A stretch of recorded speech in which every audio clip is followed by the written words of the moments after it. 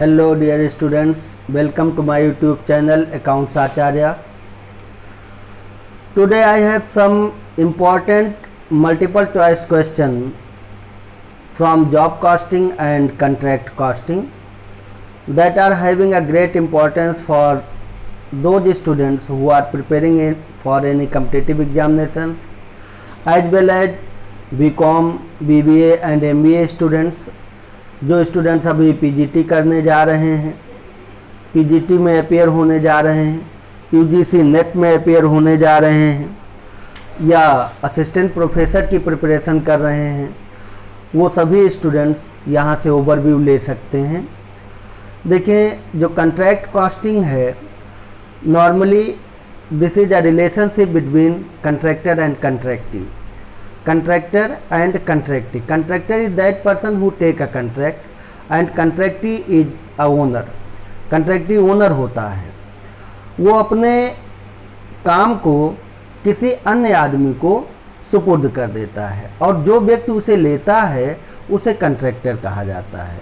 जैसे देखो, कभी आपने नहीं देखा होगा कि कोई भी रोड कोई गवर्नमेंट आकर के बना रही हो, कोई ओवर ब्रिज बनना हो, अंडर ब्रिज बनना हो या गवर्नमेंट के जो कोई भी काम हो, वो सभी फुलफिल किए जाते हैं on the basis of contract. Contract के बेसिस पर ही फुलफिल किए जाते हैं। ऐसे ही अब कंट्रैक्ट का हाथ पैर बहुत तीव्र गति से बढ़ गया है, तो अब ये छोटे छोटे काम भी करना शुरू कर दिए हैं। अगर मुझे अपना घर बनवाना है तो भी मैं कंट्रैक्ट पर दे देता हूँ, घर बनाकर वो प्रिपेयर कर देते हैं, because they are expert of doing such type of activities. तो हम उनको देने के साथ साथ एक वैल्यू डिसाइड कर लेते हैं कि हम आपको क्या देंगे। तो हम आपको क्या देंगे, वो क्या होगी, कंट्रैक्ट प्राइस होगी। यानी whatever the amount decided by the contractee to pay to the contractor just after fulfilment of the contract. Contract के पूरा होने पर वो अमाउंट उनको दे दिया जाएगा, जिसे हम कंट्रैक्ट प्राइस कहते हैं। And contractor always prepare contract account. Contractor जो होता है वो अपने पास कंट्रैक्ट अकाउंट प्रिपेयर करता है। Whatever he got profit, whatever he is in loss etcetera. तो this type of contract account is just like a revenue account. वो profit and loss account की तरह से होता है, रेवेन्यू अकाउंट का एक पार्ट होता है, जिसे हम कंट्रैक्ट अकाउंट कहते हैं। और कंट्रैक्ट अकाउंट जो प्रिपेयर किया जाता है, उसमें डेबिट साइड में सभी expenses relating to your contract, contract से संबंधित सभी खर्चे डाल दिए जाते हैं।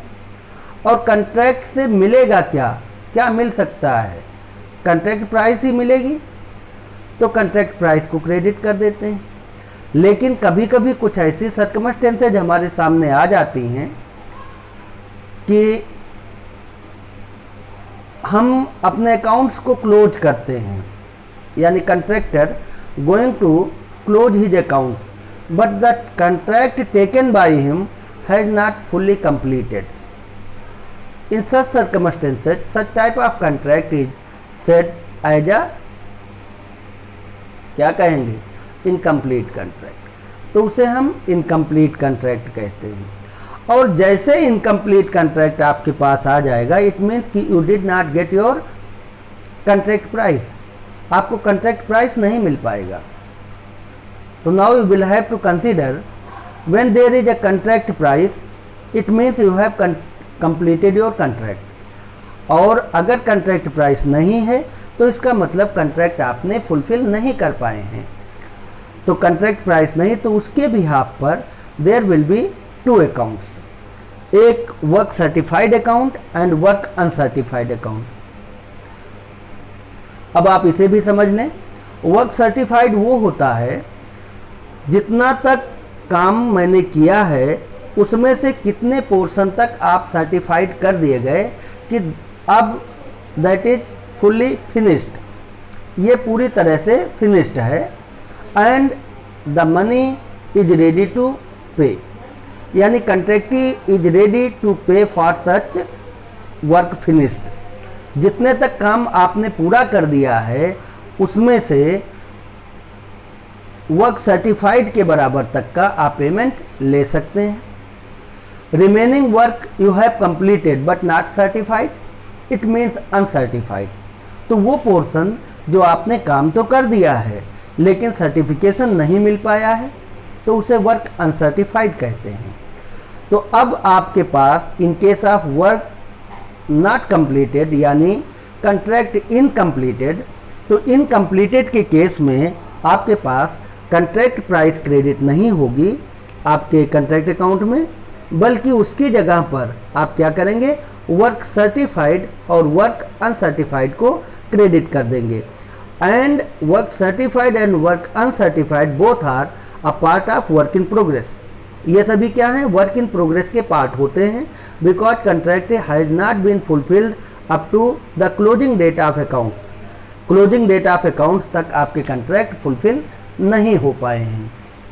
तो अब आपको एक बात ये भी देखना है कि if you did not fulfil your contract, अभी तक आपने अपना कंट्रैक्ट पूरा नहीं किया है, in such circumstances what ever the profit transfer to your profit and loss account, क्या प्रॉफिट आप अपने प्रॉफिट एंड लॉस अकाउंट में ट्रांसफ़र करेंगे। ये तो डेट श्योर है कि जब आप कंट्रैक्ट पूरा कर लेंगे तो तब तक के टोटल प्रॉफिट आप अपने पीएल अकाउंट में ट्रांसफ़र करेंगे। लेकिन अगर कंट्रैक्ट इनकम्प्लीट है, ऐसे सर्कमस्टेंसेज में आप अकाउंट भी क्लोज कर रहे हैं, तो क्लोज करेंगे तो वहाँ पर कुछ ना कुछ प्रॉफिट होगी। तो जो प्रॉफिट होगी उसे आप कैसे ट्रांसफ़र करेंगे, ये हमारे सामने बहुत बड़ा क्वेश्चन बन जाता है। इसलिए आप देखें, कंट्रैक्ट इनकम्प्लीट तो तब तक होता है 99% तक होता है, 100% में पॉइंट भी अगर रुका है तब भी इनकम्प्लीट होता है। तो फर्स्ट पॉइंट है, if contract is completed less than 1/4, less than 1/4 अगर कंट्रैक्ट कंप्लीट हुआ है या 1/3 के बराबर तक का कंट्रैक्ट कंप्लीट हुआ है, तो आपको कोई भी प्रॉफिट एंड लॉस अकाउंट में ट्रांसफ़र नहीं करनी है, यानी all of the profit will be transfer to work in progress. पूरी प्रॉफिट आपको वर्क इन प्रोग्रेस में ट्रांसफ़र कर देनी है। नेक्स्ट देखें, if contract is fulfilled more than 1/4 या 1/3 बट लेस देन 2/3 और 75%, तो 2/3 या 70% के अप्रॉक्स में अगर आपने काम पूरा कर लिया है तो 2/3 के बराबर प्रॉफिट आपको ट्रांसफ़र कर देनी चाहिए। सेकेंड पॉइंट है, थर्ड पॉइंट है, मोर देन 1/3 और 1/4 but less than 50% contract is completed. In such circumstances, 1/4 of the profit should be transferred to your profit and loss account, and the remaining profit would be your work in progress. If contract is nearly completed, अगर कंट्रैक्ट बिल्कुल nearly completed है up to 95% approx, in such circumstances what ever condition given, जैसा भी condition आपके question में दिया हो, या 2/3 के बराबर तक का अमाउंट आप पीएल में ट्रांसफ़र कर सकते हैं। अब आइए, कुछ इंपॉर्टेंट एमसीक्यूज हैं which are having important for your examinations, उन पर हम कुछ डिस्कशन करेंगे और सभी एमसीक्यूज के साथ साथ आपको एक्सप्लेन भी करते चलेंगे कि ऐसा क्यों है। Let us proceed.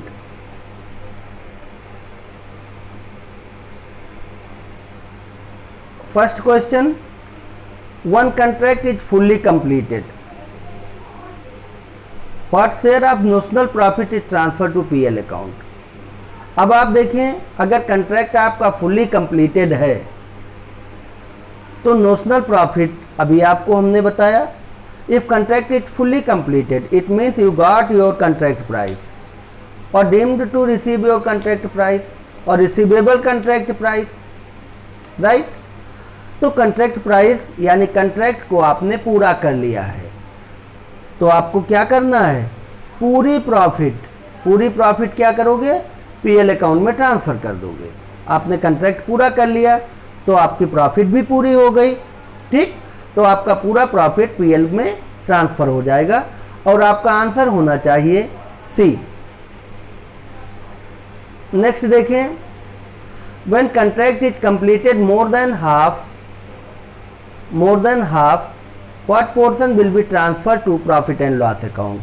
अब देखें हाफ से ज़्यादा ट्रांसफ़र हो गया, हाफ से ज़्यादा हो गया तो कितना प्रॉफिट ट्रांसफ़र होना चाहिए। वैसे ये अप टू 50% होना चाहिए, ये थोड़ा सा चेंज कर लें। कंप्लीटेड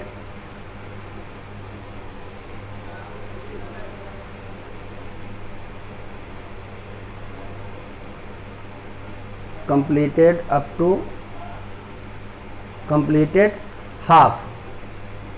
अगर आपने आधा कंप्लीट कर लिया है तो यहाँ पर आपको 1/3 of notional profit should be transfer to your profit and loss account and remaining portion will be your work in progress. Next देखें, when completion stage of contract account is less than 1/4,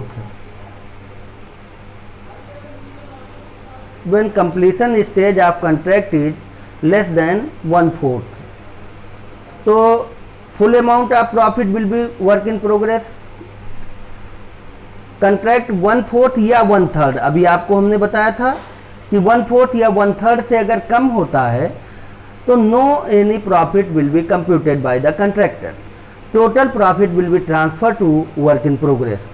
तो यहाँ पर आपको देखना है कि अगर contract 1/4 या 1/3 से कम है तो ऐसे कंडीशन में आपको क्या होगा, full amount of profit will be work in progress, यानी ऑप्शन ए ही करेक्ट ऑप्शन है आपका। और ये जो आपके अदर ऑप्शंस दिए हुए हैं ये सभी ऑप्शंस आपके गलत हो जाएंगे। नेक्स्ट देखें, what amount of work certified when amount of work certified is less then 25%। अगर work certified is less then 25% है तो बात तो एक ही आ गई, चाहे आप 1/4 कहें, 1/3 रखें या वर्क सर्टिफाइड ही 25% से बिलो है तो नो प्रॉफिट इज कैलकुलेटेड। आपको कोई प्रॉफिट कैलकुलेट करने का अधिकार नहीं है। फर्स्ट ऑप्शन है no profit is calculated, total notional profit transfer to work in progress, both A and B and none of these. बिल्कुल आपका आंसर सी होना चाहिए। दोनों ही ऑप्शन आपके सही आ रहे हैं, कोई प्रॉफिट कैलकुलेट नहीं किया जाएगा, टोटल नोशनल प्रॉफिट को वर्क इन प्रोग्रेस में ट्रांसफ़र कर दिया जाएगा। Option C will be correct answer for question number 4। 5 number, where contract costing can't be used. ऐसी कौन सी जगह है जहां पर कंट्रैक्ट कॉस्टिंग को हम यूज नहीं करते हैं। तो देखें, ब्रिज बिल्डिंग, अभी आपको बताया था कि गवर्नमेंट कभी भी स्वयं काम नहीं करती बल्कि सभी काम के लिए टेंडर पास होता है, टेंडर लेने वाला व्यक्ति ही कंट्रैक्टर होता है। ब्रिज बिल्डिंग, सिविल कंस्ट्रक्शन, इसमें भी आपके कंट्रैक्टर का काम होगा। शिप बिल्डिंग, यहाँ पर भी कंट्रैक्टर का काम होगा। ऑयल रिफाइनिंग प्रोसेस का काम है, ठीक। तो यह आपका आंसर डी एक ऐसा है जहाँ पर कंट्रैक्ट कॉस्टिंग यूज नहीं की जाएगी। नेक्स्ट देखें, when the value of work certified is 80% of total contract which proportion will be transfer to profit and loss account. अब देखिए, ये हमारा स्टेप था थर्ड पॉइंट में आपको हमने बताया था कि when contract is nearly completed, यानी कि अप टू 95% तक का आपके पास अगर कंट्रैक्ट फुलफिल हो जाता है वर्क सर्टिफाइड, तब भी आपको केवल 2/3 प्रॉफिट ही कैलकुलेट करना है। 2/3 profit and remaining portion will be work in progress. और उसका फार्मूला होता है notional profit into 2/3 into cash received upon work certified, यानी आपका आंसर होना चाहिए C answer is a correct answer. अब देखिए, यहीं पर अगर कंट्रैक्ट 1/4 से कम होता है या 1/3 से कम होता है तो notional profit total work in progress हो जाएगा। और अगर कंट्रैक्ट 50% से बिलो होता है तो सेम फार्मूले में 2/3 की जगह पर क्या करेंगे, 1/3 कर देंगे। तो 1/3 profit will be transfer to work in progress. Next देखें, the basic method of contract costing is, contract costing को किस मेथड में इंक्लूड करते हैं, कंट्रैक्ट कॉस्टिंग कौन सा मेथड है कॉस्टिंग का। तो standard costing is one of the estimation costing, जहां पर हम एस्टिमेट करके एक स्टैंडर्ड मेंटेन करते हैं। ये तो है नहीं, क्योंकि यहाँ आप एक्चुअली वर्क प्रोसीड कर रहे होते हैं। तो स्टैंडर्ड कॉस्टिंग का ऑप्शन आपका गलत है। नेक्स्ट देखिए डिफरेंशियल कॉस्टिंग सिस्टम, थोड़ा सा वेट करें। मार्जिनल कॉस्टिंग में देखें, मार्जिनल कॉस्टिंग में क्या है, only variable expenses are calculated per unit. तो यहाँ पर हम मार्जिनल कॉस्टिंग में वेरिएबल एक्सपेंसेज के पार्ट को कैलकुलेट करते हैं, वेरिएबल कॉस्ट को ही मार्जिनल कॉस्ट कहते हैं। तो ये आपका ऑप्शन ये भी गलत है।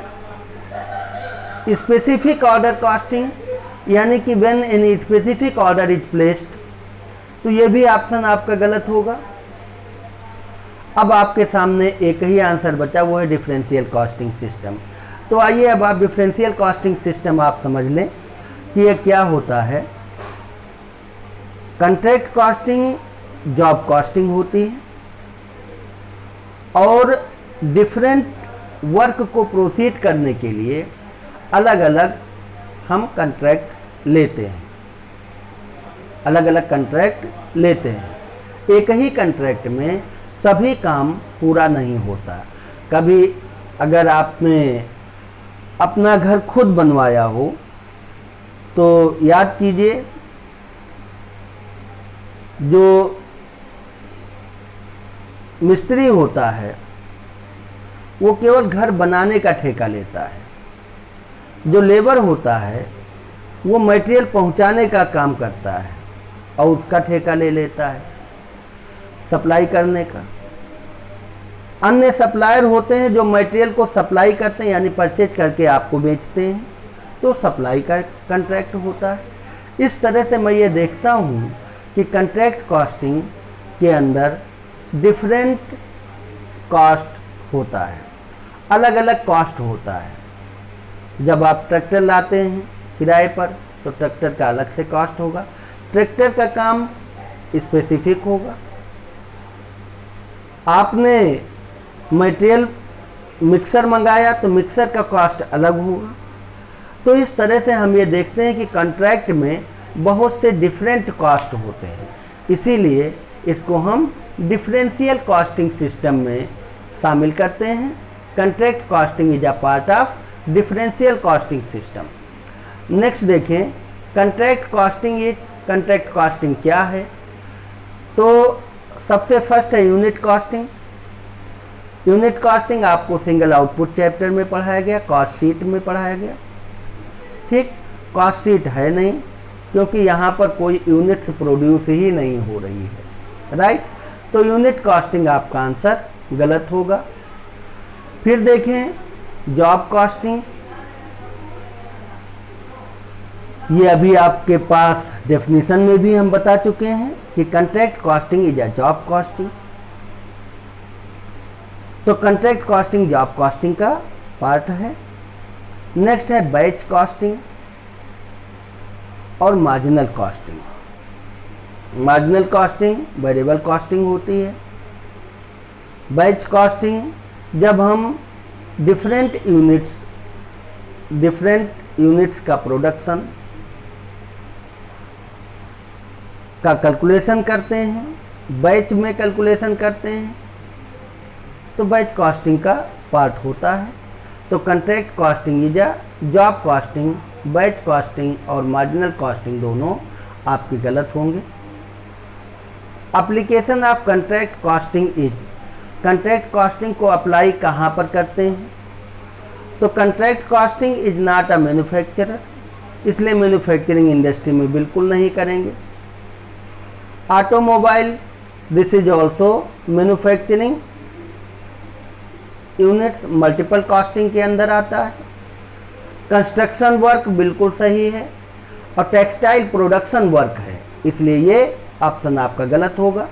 तो ऑटोमोबाइल भी गलत हुआ, और मैन्युफैक्चरिंग भी गलत है, टेक्सटाइल मिल भी गलत है। आंसर क्या होना चाहिए? Construction work. जहाँ पर कंस्ट्रक्शन होगा वहीं पर कंट्रैक्ट होगा। अब देखिए, contract job is undertaken by. Contract job कौन लेता है, कंट्रैक्टी या contractor?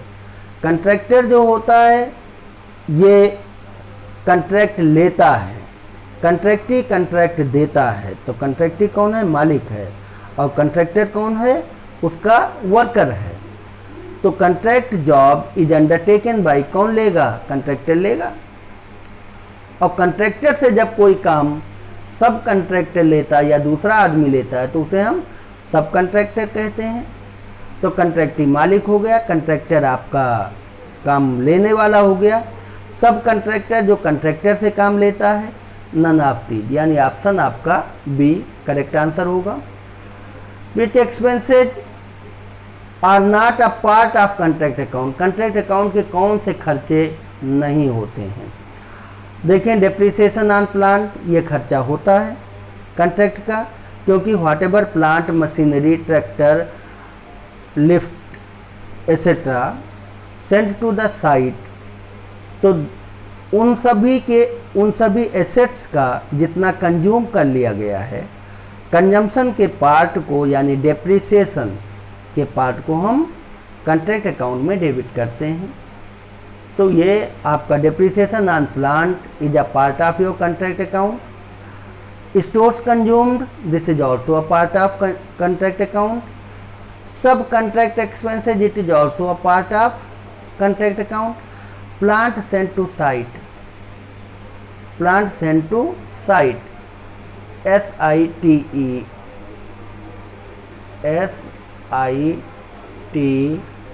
Site, plant sent to site.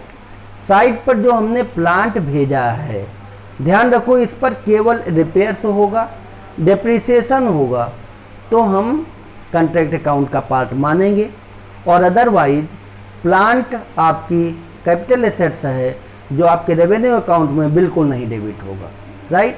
और अगर आप प्लांट डेबिट कर भी देते हैं गलती से तो ध्यान रखना उसे क्रेडिट भी करना है, just after reduction of depreciation from your plant, right.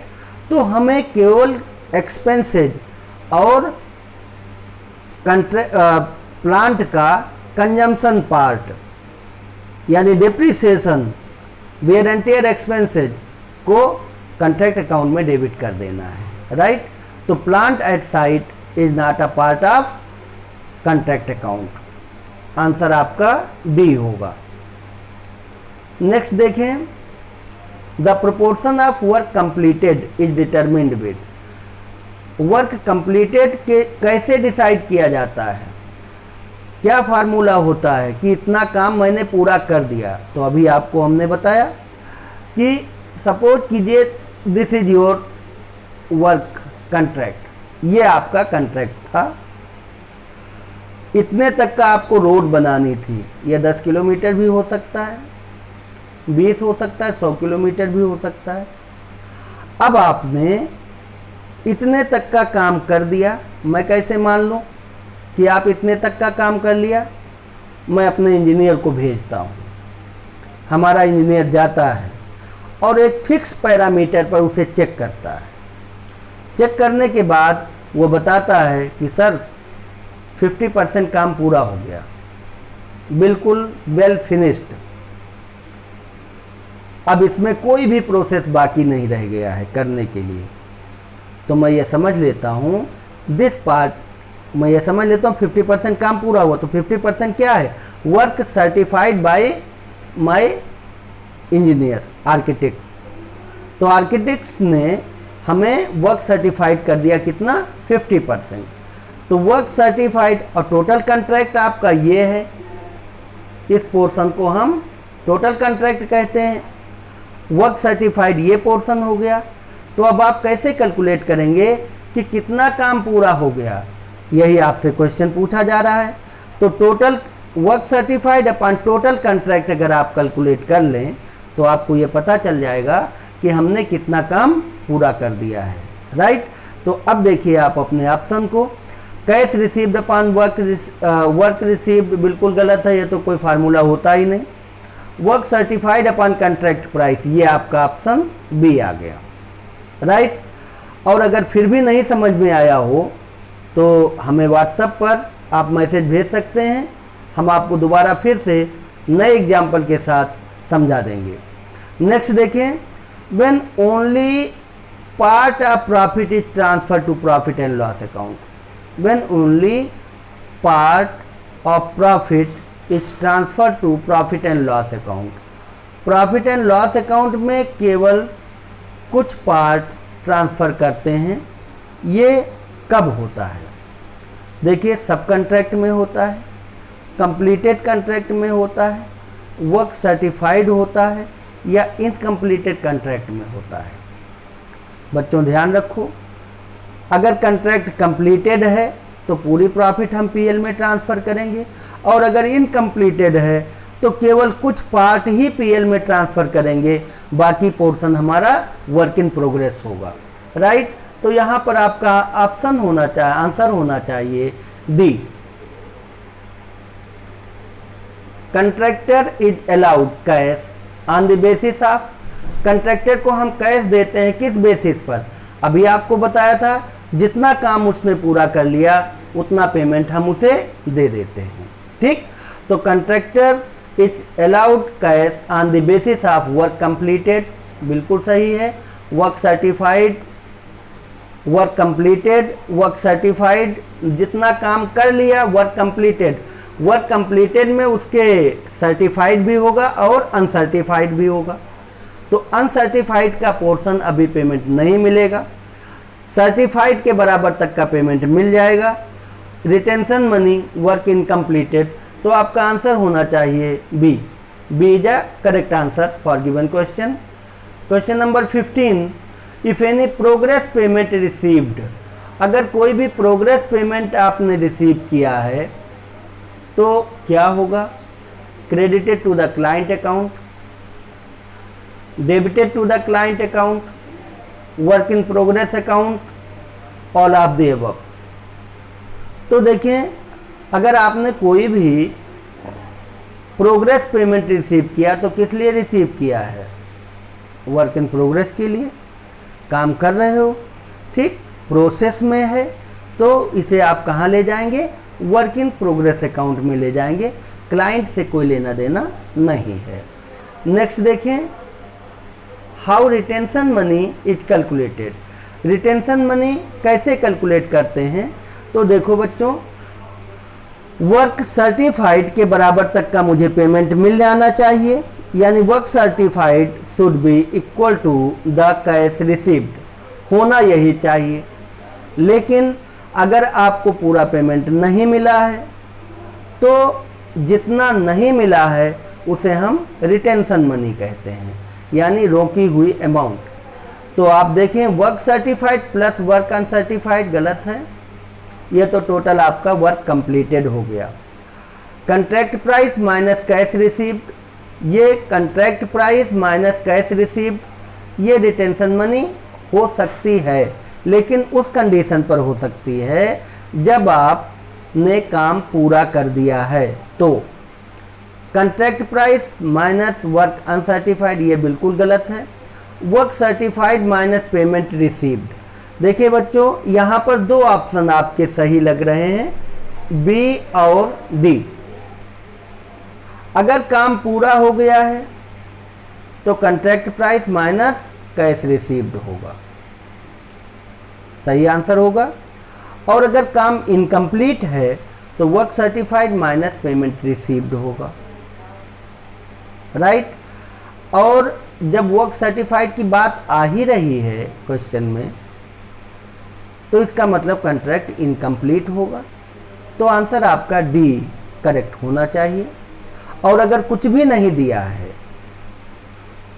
और क्वेश्चन से आपको नहीं समझ में आ रहा है तो आप देखें, contract price minus cash received answer आपका सही होगा, राइट। क्योंकि फर्स्ट भी दिया है, पहले भी दिया है, ये मैं मान लूँगा कि कॉन्ट्रैक्ट पूरा हो चुका होगा। राइट, नेक्स्ट देखें। If any material supplied by contractee will be, अगर कॉन्ट्रैक्टी ने कोई मटेरियल सप्लाई किया है, आप बताओ आपका खर्चा हुआ क्या, इनकम हुई क्या, नहीं हुई ना, ना खर्चा हुआ और ना इनकम हुई। तो आप इसे क्या करेंगे, अपने कॉन्ट्रैक्ट अकाउंट में केवल उन्हीं एक्सपेंसेस को इंक्लूड करना है जिसे आपने उस कॉन्ट्रैक्ट के लिए किया हो। तो आपने नहीं किया, यानी वो आपका पार्ट नहीं है, तो this will be ignored in contract account. क्या होगा, ignored in contract account. Contract account से बिल्कुल हम इग्नोर कर देंगे, इसे हटा देंगे, ये हमारे कॉन्ट्रैक्ट अकाउंट का पार्ट बिल्कुल नहीं है।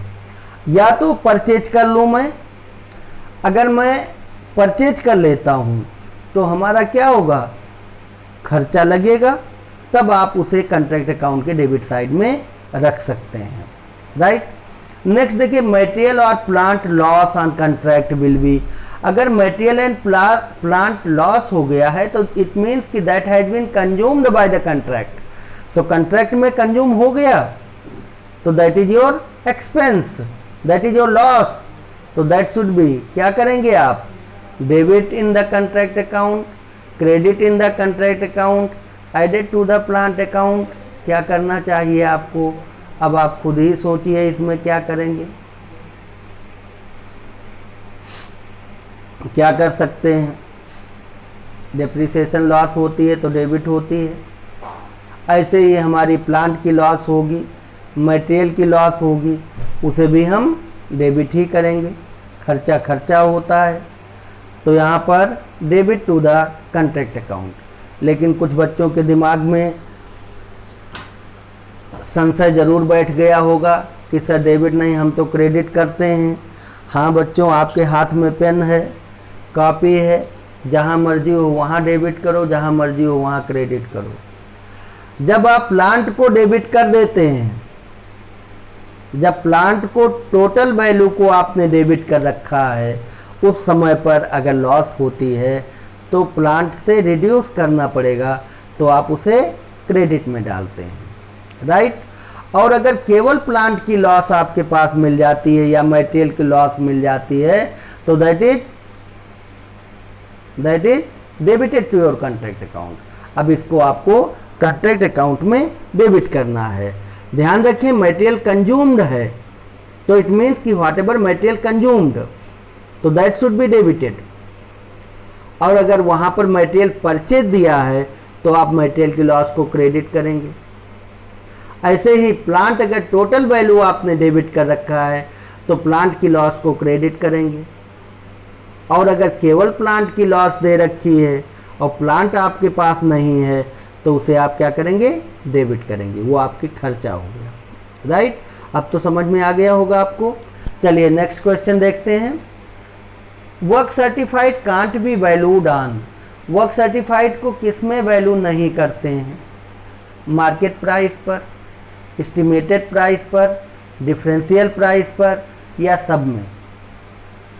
तो work certified can't be valued on, हमें मार्केट प्राइस पर वैल्यूएशन नहीं करना चाहिए, या एस्टिमेटेड प्राइस पर वैल्यूएशन नहीं करना चाहिए, या डिफरेंशियल प्राइस पर नहीं करना चाहिए। तो देखें, वर्क सर्टिफाइड की वैल्यूएशन कभी भी मार्केट प्राइस पर नहीं हो सकती, क्योंकि आप कॉस्ट कैलकुलेट कर रहे हैं। क्या कर रहे हैं, कॉस्ट। तो मार्केट प्राइस पर हम इसकी वैल्यूएशन वर्क सर्टिफाइड की कभी नहीं करेंगे, हम अपनी कॉस्ट की वैल्यू कैलकुलेट करेंगे। कॉस्ट में सर्टिफाइड है, अनसर्टिफाइड है, ये दोनों पोर्शन से हम ये देखते हैं कि कितना मिला है, यानी वर्क सर्टिफाइड कितना है और हमारे खर्चे कितने हो गए, तो हम इनके बीच का जो वैल्यू है वो हमारी क्या बनती है, cost. to get work certified, how much expenses you have debited to your contract account. ठीक, तो अभी आप क्या कंसीडर कर रहे हो? केवल कॉस्ट. ठीक, और फिर कंट्रैक्ट तो आप किसी और के बिहाफ पर काम कर रहे हैं, तो you do not have right to get your market price over your certified, क्योंकि whatever the amount set aside by the contractee, आपको वही मिलना है. आप मार्केट प्राइस करके क्या करेंगे? अगर आपको इसे बेचना होता तो आप मार्केट प्राइस देखते, इसलिए आपको वैल्यूएशन केवल कॉस्ट प्राइस पर ही होता है. और डिफरेंशियल प्राइस भी है, डिफरेंशियल प्राइस से कंट्रैक्ट अकाउंट ही प्रिपेयर होता है. नेक्स्ट देखें, आपका आंसर होना चाहिए ए. अब देखिए, cost of work certified will be, work certified की कॉस्ट क्या होगी? टोटल कॉस्ट ऑफ कॉन्ट्रैक्ट या work in progress minus profit या contract price minus retention money. अब इस क्वेश्चन को थोड़ा सा आप अपना देखें, अपने माइंड को दौड़ाइए 80 के स्पीड से, और फिर आप देखिए कि वर्क सर्टिफाइड क्या होगी. तो वर्क सर्टिफाइड क्या होगी? टोटल कॉस्ट तो हो नहीं सकती, work in progress minus profit तो हो ही नहीं सकता, contract price minus retention money. Contract price कितना है और रिटेंशन मनी कितना आपने रोक रखा है. अभी आपको हमने बताया था when contract is fulfilled, when contract is completed, तो इन such circumstances कॉन्ट्रैक्टी is liable to pay the total contract price and contractor is liable to get contract price from the contractee, out of which you did not get something, तो that is retention money. Retention money अभी आपको नहीं मिल पाई है, तो retention money नहीं मिल पाई तो बाकी का पोर्शन क्या रहा होगा? सर्टिफाइड रहा होगा, वर्क सर्टिफाइड होगा. तो यानी contract price minus retention money should be work certified. Next देखें, value of work certified minus cost of work certified is, value of work certified minus cost of work certified क्या होगा? क्या बन जाएगी ये? आर्किटेक्ट ने सर्टिफाई किया कि आपने 10 लाख के बराबर काम पूरा कर दिया है. ठीक, और इसका जो खर्चा लगा है वो सपोज कीजिए 8 लाख रुपए लगा है, तो 10 लाख माइनस 8 लाख क्या बच गया आपके पास? प्रॉफिट बच गया. ठीक, क्या हो गया आपका? रेवेन्यू हो गया, टोटल प्रॉफिट. ये आपकी टोटल प्रॉफिट हो जाएगी, यानी option D should be the correct answer for question number 21. Next देखें, calculate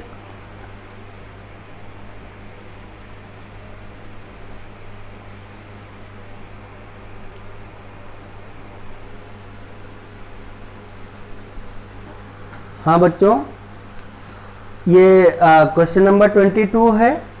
calculate cash ratio from the following information.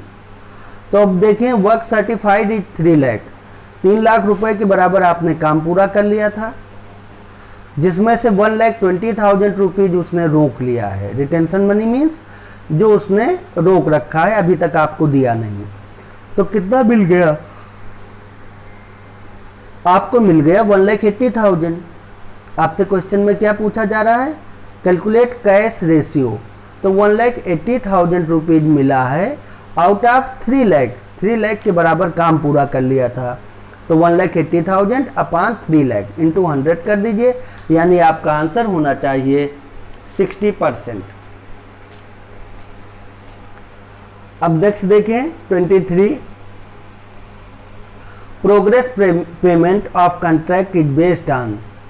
Progress payment of contract is based on, किस basis पर आपका progress payment होती है? तो progress payment is always decided on the basis of work in progress. आपके work in progress के basis पर ही हम प्रोग्रेस पेमेंट को डिसाइड करते हैं। That is depended on your progress work, right. तो option 1 first is a correct answer.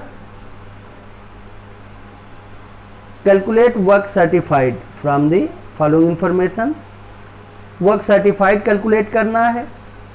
Contract price is 10 lakh. Work certified is 60%। Cash received is 80%। 4,80,000। तो कैश रिसीव्ड 80% इज 4,80,000। तो 100% कितना होना चाहिए? 6 लाख। तो 4,80,000 अपॉन 80 इंटू 100 यानी 6 लाख रुपीज़ के बराबर वर्क सर्टिफाइड होगा। और वैसे भी कंट्रैक्ट प्राइस इंटू 60% कर दीजिए, तब भी आपका 6 लाख रुपीज़ आ जाएगा। यानी आपका आंसर होना चाहिए सी। लास्ट क्वेश्चन,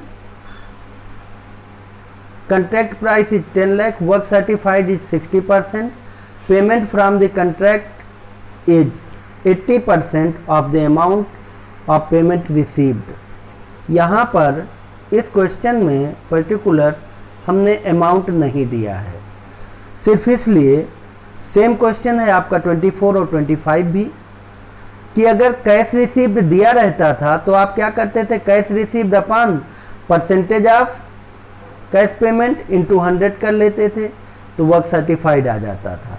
लेकिन कंट्रैक्ट प्राइस से आप वर्क सर्टिफाइड कैसे निकालेंगे? Contract price into work certified percentage. तो आपके पास ऑप्शन आंसर आ जाना चाहिए 6 लाख। 10 लाख इंटू 60% 6 लाख, यानी answer A is a correct answer. Dear students,